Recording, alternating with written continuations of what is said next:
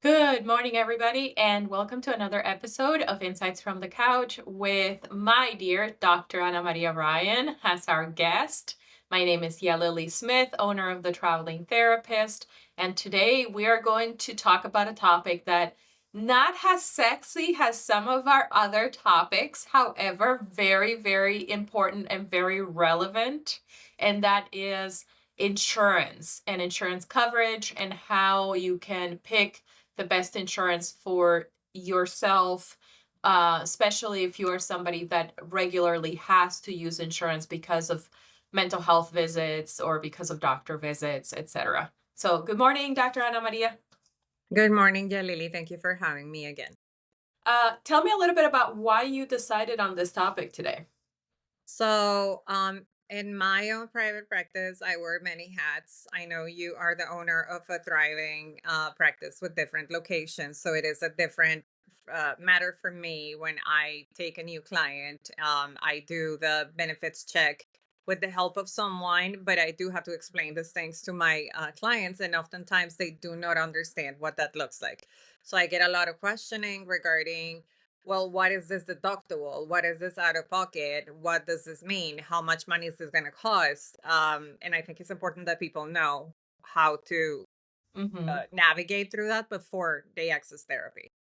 Absolutely. Um, I guess I want to start with some of kind of the buzzwords uh of in the insurance world. Like you might hear things like deductible, for example, and that might sound like a foreign language. And so for starters, when you pick an insurance plan, the number one thing that you're going to probably be thinking of is, how can I get the least expensive plan that I possibly can? Because obviously you don't want to be paying a bunch of money every month, and a lot of the plans these days are pretty expensive. But keep in mind that for you to get a cheaper priced plan, you're giving up something on the back end, which is you're getting a higher deductible. And Um, go ahead. Uh, I'm sorry to interject. I just wanted to tell you that I had the case of a person who I was seeing for 2 years, and she was offered a plan that was cheaper for her to get discount through work, right? Like not discount, but taking money every month from work. You know what I'm talking about. And with this new plan, there was no mental health coverage, a huge deductible that she would never hit, and she's got complex trauma that she was working on. So we had to stop because of course, I can go ahead and honor like some discount rate for out of pocket, but it's not like she's able to see me once a week anymore. And that's very sad. So, like what you were saying, you think that you're saving money, but in reality, you're shooting yourself in the foot with services because you're not going to hit that deductible. Yeah, and there is a point where you might get to it close to the end of the year, and then you have like 1 month, which is like the most glorious time ever where everything is covered. And then the next buzzword, which is then you get the co-insurance or you get the copay. So you never really escape. So let me kind of backtrack a little bit and just very briefly explain what a deductible is. A deductible is a lump sum of money that you are assigned and responsible for paying off completely before any other benefits of the insurance will actually start kicking in. Now, most insurances will give you a small discount that they have sort of discussed with the providers, with the doctors and the therapists. They will say, "Hey, we won't pay for the service, but would you be willing to give the patient a small discount, so that when they have to pay completely out of their own pocket, they don't pay as much as we as insurance company do?" And that can be maybe like a $20 discount or a $30 discount, but ultimately the fact of the matter is you are responsible for paying off this entire lump sum of money before the insurance will really commit to paying for the actual visit. So when you're trying to choose a lower cost insurance, you have to understand, let's say that you're saving yourself $100 a month. Well, you're saving yourself $100 a month or maybe even $200 a month, but then you have a lump sum of money that you owe of like $3,500 or $5,000 because these days the deductibles get crazy. And I think that it also changes when you have family included, because family deductible is higher. Say that you have your kids included in your plan or your spouse, then good luck trying to hit that So yearly. very important. That is a very important point. When you're picking your insurance, you need to make sure that if you're going to get a deductible, that you confirm that the plan that you choose does not require you to pay off family deductible plus individual deductible because there are some plans that are going to require you to pay not just your own lump sum of money, but also your entire family's lump sum of money, which tends to be quite a bit more. So sometimes people think, oh, great, well, I have a personal deductible of $1,000, which is not too bad. My family deductible's $4,000, right? And they leave the insurance office or they log off and they've signed up. And then when they're verified, their insurance is verified, the doctor tells them, "Hey, you actually need to pay off $5,000 before you can actually be seen and covered by insurance." So not to get too deep into deductible, but I do think it's one of those things that a lot of people don't realize you are stuck. You are stuck with that. Um, Mhm. and and you can't assume that you can get around it because it's just it's the number one thing you have to pay off. The insurance doesn't care about anything else. And some plans, I also wanted to add, may have mental health services covered because it's a completely different set of services. So I ask people to please make sure that the deductible is applicable or not applicable to their mental health, because sometimes the deductible may not be applicable to mental health. So yeah, those are some words that people get like really confused about. The coinsurance, the copay, I think is more understandable. People understand that. But yeah, so with this whole thing about having to have medical insurance, there are companies that are popping up, and I can tell you, I am in network with all the major ones: Blue Cross, Aetna. I don't know if we can use names here, but I guess United Healthcare, Optum, all the big ones, Medicare, Medicaid. But some people are like, well, have you heard of this one right here? And I'm like, no, I'm really not in network with that company. So, whenever you are researching what plan you want to get, you need to make sure that it's going to offer a broad network of participants or providers, because then you're going to be not finding a lot if Yes. it's not a main one. Yeah. So I'm gonna continuously in this particular podcast, you can get lost in the weeds really easy because and that's one thing that I think insurances rely on to kind of catch you with your without you realizing. So I'm gonna continuously kind of circle back and review what we're talking about. And so here's me doing a quick review. So the first thing to review is when you're picking an insurance plan. Number one, make sure that you know all of the hidden costs, whether the hidden cost is deductible, whether the hidden cost is a co-insurance, a copay, um, whatever you have to pay out of pocket. The second, make sure that that particular plan, not the insurance, the plan is in network with the doctors of choice, with your doctors of choice. That's the second big one. The third big one is make sure that you understand that the plan also covers you for the types of treatments that you're looking to do. So if you're doing therapy, make sure that you're being covered for therapy because mental health is not always covered. So make sure that you're covered for mental health. If you have a neurologist, for example, make sure that you're covered for neurological testing like MRIs, um, visits with a neurologist, different types of required testing, cognitive testing that you have to do with them. Make sure that that you have the coverage for the things that you need. Um, like Ana Maria said, sometimes you can get away with getting the coverage where the deductible does not apply, which is ideal.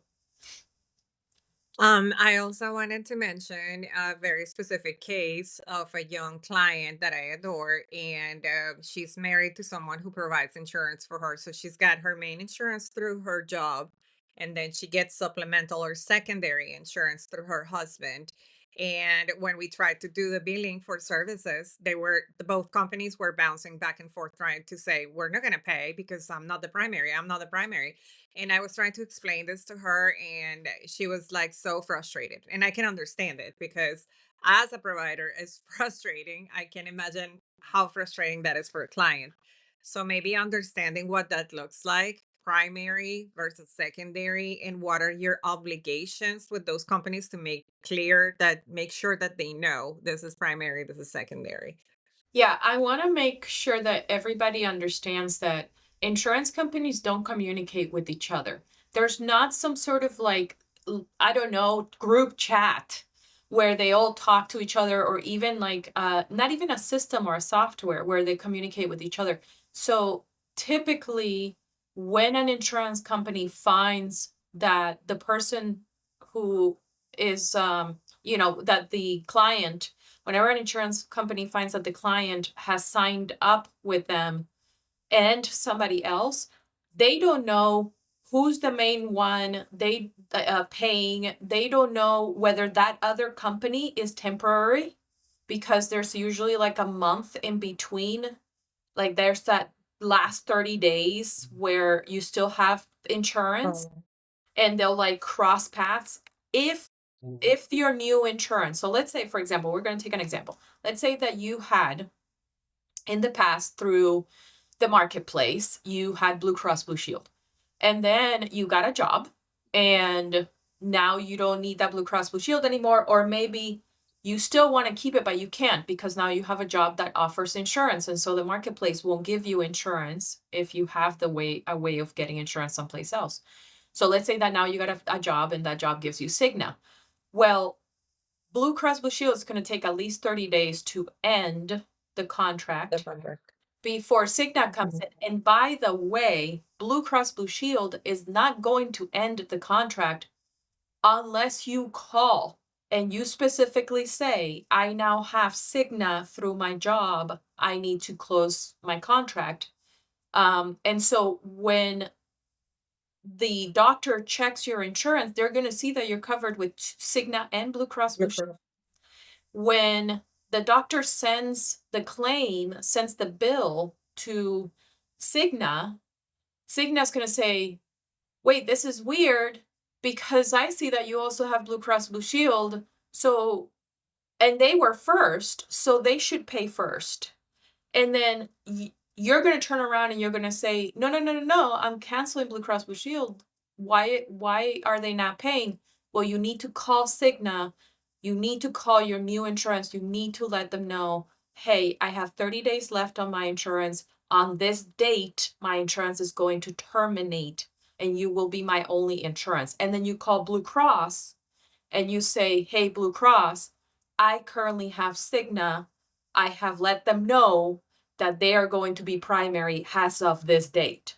So I guess what we can just summarize in this part is that you need to be in communication with insurance companies and let them know what's going on because they don't communicate with each other. Furthermore, they don't communicate with us very well sometimes. I'm going to tell you why. Sometimes if I tell a client, well, my billing person gave me your benefits and these are your benefits, I always tell the person you may want to call the 800 number customer service and double check because it has happened that maybe a representative says, oh, there's no copay. And when you actually go ahead and get the EOB, which is the payment that the providers receive, surprise, there is a copay of $50 that the client didn't know about. So it is always, always, always a good idea to just go ahead and double check and communicate with those insurance companies, not to have surprises later on coming up. I know. So we're pretty well known for checking insurance and before our clients come. And we try to always, before the visit, always let them know what their responsibility is. Unfortunately, the most reliable source that we have is a person on the other line, and it's a person with the insurance company. And it kills me because for some reason that I don't understand, other than within insurance companies, they're so huge. They don't communicate with each other. So departments inside insurance companies don't communicate with one another. Or the systems may not be updated, and that tends to happen at the end of the year a whole lot. And at the That beginning, the first 3 months, it's a damn nightmare because they'll be like, oh, well, yes, you're covered. But if you haven't paid your premium, premium. if you haven't made your first payment to that insurance, yes, you're covered, but they will drop you like a hot potato if you don't get that payment quick. They'll be like, nope, not anymore. Boom, done. So the departments don't communicate with each other. One department might be able to see in their particular system that you're covered for mental health. Another one says in their particular system that you're That not. you're not. Some departments read it has, if you really want to get confused, try make doing a prior authorization, and that's something else. Because some departments will tell you, oh yes, yes, yes, mental health, that's medical, and that falls under your medical plan. Mhm, That right? And so that means that it's a specialty. mhm. You have to pay $50, and then you call back 5 minutes later and somebody else picks up and says, "Oh no, mental health, that's on the mental health side of your plan." And you actually are covered 100% for mental health. And so the information that you're going to get is very partial to the person that's actually answering the phone and where they have fallen on the queue. So we will try our best Our best, yes, absolutely. to give, Uh, just really quick, to give you the most accurate information we possibly can. But yes, know your plan. Know You can download the app and look at your plan. Look at what they put, the specifics that they put on there for you as your responsibilities. Also, No, I'm sorry, I didn't mean to cut your flow there, Jalili, but I wanted to also say something that we forgot about the dog duel, and it is the fact that the dog duel starts in the new year. So I always, when the year starts, I send people messages and I go like, well, remember that at the first of the year, your deductible will start again. And we're talking about that lump sum of money that you need to pay to the insurance company before they start covering your services. So I guess just be in contact with them, know your plan. If this is a pain in the neck for you to try to understand, because sometimes it is actually, you can just go ahead and watch a YouTube video about how this works. There are like 5 minute YouTube videos on how insurance works. If this is too complicated, and you go online and you look at your plan highlights and you're like, what is this? What is this other thing? So I think we are in a great time now that we have information at our fingertips to try to learn. But please, guys, just know your plans, communicate with your insurance companies. And another thing that I ask you as a provider, please, if you have a late cancellation and you already confirm your appointment, but you can't make it at the last minute, that means we are going to be not making that money. We are going to be losing that money. We could have seen someone else at that time or planned for something different. I have had plenty of clients that are like, I'm sorry, I can't make it. I totally understand. I'm not a stickler. I give like three strikes, and the fourth one, I'm like, okay, well, okay. If you're going to cancel, I'm going to charge you. And they're like, what do you mean you're going to charge me? Well, darling, insurance don't pay for late cancellations or no shows. So I cannot just go ahead and bill the insurance company if you don't come to your appointment that you confirm. And I wanted to put that out there for the clients to know. mhm. Yeah, it's a pretty common misconception that insurances are going to pay whether you show up or you don't show up. But that's not correct. We get paid based only on the visit and how long the visit is. And even then, they'll argue with us um, to whether it's even worth it for them to pay or not, whether you deserve to have your visit paid or not. So just keep in mind that particular uh, point. And then another final point, I do think that this is important, even though it's unsavory. Um, if you don't pay your premium, or if for some reason you lose your insurance, the insurance does not have a problem whatsoever in not paying for anything that you did while you were not paying them. If they're not getting their money, they're not paying their providers. So if you saw your therapist from January to the end of February, you saw them 8 times, and you never paid your premium. You never paid that initial visit, that initial lump of money that you have to give to confirm that you have now the insurance. If you never did that, all those 8 visits, none of them get paid by the insurance. So if you don't pay your insurance does not pay anyone else. And so that means that your therapist doesn't get paid. And that's something that has happened multiple times with us. The more we grow, the more we have experiences like that.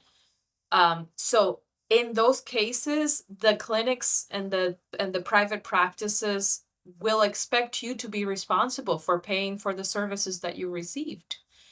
So keep that in mind um, when you're deciding on how you're going to handle insurance and how you're going to pay your plan and things like that, and when you're going to be looking for services. And the fact that your insurance company is willing to drop you like a sack of potatoes, like you said, quoting you, it doesn't mean that your therapist is going to do that. I cannot speak for you, Jalili, but I know that I have worked some sort of sliding scale rates or special rates for clients that I know that are going through hardship so that they can continue their services. But I need for them to communicate with me so that we can negotiate some sort of payment. There are clinics that also do sliding scale for people who do not have insurance.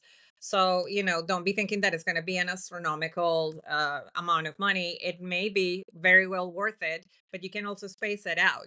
Let's say that if someone is charging you $150 for an EMDR session, you can do it once a month, and that still Yeah. would work. So, the biggest thing that I want to say is don't stop your treatment because you don't have medical insurance. But in the first place, try to understand medical insurance, and that's going to save you a lot of headaches later on. I don't know if you want to comment real quick on anything regarding Medicare and Medicaid. I am just a recent provider with them. So you may have better knowledge about it, but it is my understanding that sometimes they limit the amount of visits or something like that. I don't know if I'm correct on that, Jalili. Medi- Right. Medicare, not so much, but Medicaid can. There was a time, um, especially I think before COVID, where they were very strict, and I think now they're slowly getting back to that. Um, Generally, they will give you one visit per week sort of thing. So they expect you to have maybe like sort of, I think it's like 40 something visits a year, or uh 40 to 120, depending on how serious your case is. There is such a thing now called through Sunshine, where they will identify people that have been, and this is Medicaid, so this is the income based insurance. They will identify anyone that's been getting services for 12 months or more. It doesn't matter for what reason. If it's mental health, they will pick that person, and they will have the clinic or the provider answer as to why this person is still in services, why they can't be discharged. They will question the provider, they will question their methods. Are you being effective enough? Are you being consistent enough? Is there change? Um, what is the treatment plan like? They don't know anything about the patient. They don't have to know anything about the person and what their situation is. They will just pick anybody that has been in therapy for more than 12 months, is up for grabs, and you will have to answer to this board about why you're not effective enough to get that person off of therapy. Like, why aren't they better? Mm. So Medicaid is has been getting stricter and stricter. And yes, they're starting to limit how often you can be seen. If you get seen more than if you get seen twice a week, you can bet 100% that you're going to be identified, and you're going to probably be like on the hot list with them. Medicare does not limit how many visits you can have. However, they will start to Medicare is more known, I think, for clawbacks. So they'll come in and they'll be like, "No, yeah, we paid for that extra visit, but now we realize that you they didn't need it, so we're just going to take the money back." And they do it at random.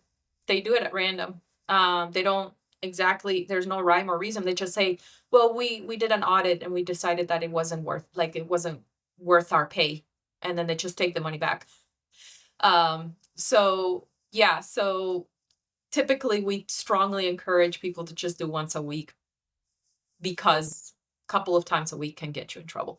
Um, So, one thing that I implemented in my clinic, and I mean, this is not particular to our clinic, I just found it useful, is we actually partnered with two different insurance brokers. These are people that don't charge you anything, and they're very knowledgeable about insurance plans, and they can even sign you up for insurances. And so we partnered with them, and just basically we use them as a resource. And anytime somebody's struggling with their insurance, whether it's the insurance is not paying, or whether they lost their insurance and they need a new plan, or it's the end of the year, the beginning of the year, whatever, it's time to sign up. Um, we kind of put our people in touch with them. And it can be anybody from the community too. People from the community can call us and ask us about that too. But I just found it so much easier to do it that way. Is like, here, call this person. They are very knowledgeable. So I have two groups. I have a group that specializes in everything that has to do from Medicaid to commercial to Medicare, and they're bilingual, so they speak Spanish too. And then I have one group that does all commercial insurances, and that's strictly English speaking. So I found that that's a little bit easier for the patients too. And yes, we do payment plans. We absolutely do. We do payment plans. We do payment plans for psychiatry weekly. So we have like a $15 a week plan for psychiatry, and then for mental health, we have a $10 a week for therapy plan that you can qualify for if if you have a balance due and you can't pay the whole thing, or if you're struggling to pay for the visits as well. So One more thing before we part ways, I feel it's important for the clients to know in your practice, because you're big and you have different locations. I'm assuming that you take co-pays or payments right away at the time of service. What I do, because I'm just a solo practitioner in a small practice, I wait until the insurance company processes the claim to charge for the co-pays, because I don't want to have to pay anyone back. That's just me. And sometimes with the clients, I have to explain, like, they're like, why are you charging me today? I didn't see you this week. And I'm like, well, the reason why I'm doing that is because your insurance company took their sweet old time. They have up to 90 days, I think, to pay you for the claim. And that's when I start charging for the copay. But that's how I do things. I just wanted to throw that out there. If there's another practitioner that does it that way, and you're like, wait a minute, I got a bill from the therapist. Well, most likely it's because the insurance just paid that therapist for the date of service that was 3 weeks ago or 2 weeks ago. actually that's how we started too. That's how we started, and then unfortunately we had to change after many years. We changed this year. It was a mess. It was a mess to clean up. Um, we had we had to apologize to so many patients because it became one of those things where, because it's taken so long for insurances to pay key benefits, for example, because we're out of network. I will see a patient 15 to 20 times before I get a payment. Yeah. Key benefits, and key benefits will be like, eh. we didn't feel like paying because we're out of network, so whatever. So the point is that what was happening is we were kind of getting the avalanche effect of like one visit turn into two visits, turn into three visits, and then the person would have like $200 of copays to pay. And Well, that's true. And which, by the way, I do want to say that some providers advertise out of network. And I'm sorry, I don't know if you have a different view about this, but if you do have a medical plan with providers, it's best for you to try to go in network because sometimes out of network is impossible to get paid. And most likely you're going to end up doing out of pocket. yeah, it's true. It's true. So if you are a solo practitioner, like you are Ana Maria in your practice, it's not nearly as difficult to wait for insurance to pay before you charge because you're a solo practice. But for us who now have almost 1,000 patients, um, it's we definitely see that avalanche effect, and when we see it in the hundreds. We don't just see maybe Sorry. that's okay.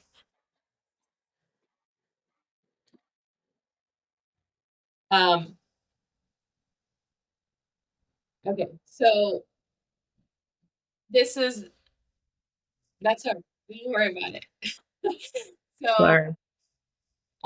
basically, just to wrap it up for today, first and foremost, thank you for if you stayed the whole time, thank you for staying with us. I know this topic can be a little overwhelming. Secondly, make sure you read the fine print. Make sure that you prioritize the types of care that you're looking for as you're asking the insurance broker or as you're looking at insurance plan details. Make sure that you're doing that and make sure that you're looking for the doctors that you're going to go to to be on your plan. That's also very important. If you're going to cancel a plan, make sure you communicate that to your new plan. Make sure that you communicate with the old plan and make sure that you stay on top of what you owe with your clinics, your doctors, your providers, et cetera, et cetera. That's right. That's the end for me. Any final words from you, anybody? No, just my lovely dogs are barking because my cleaning lady just came in. So I apologize, guys. It's been a pleasure talking to you today. I look forward to the next time we meet to talk about another hot topic. This was a little dry, nonetheless important to talk about. Very, Thank you, very nice. Jalili. Thank you, Dr. Ana Maria, and I appreciate you guys listening in, and we will be seeing you next time. As always, we'll be putting information on our description from our podcast. I'll add also the information of the brokers that we work with for insurance. They're independent, totally independent. We don't get payment from them. Nothing like that. We just kind of like how professional they are and how knowledgeable they are, and so like we happen to use them on a regular basis, so we'll put their information. You can call them directly, or you can contact them through our website. Either way, but I think it'll be helpful if you ever need them in the future.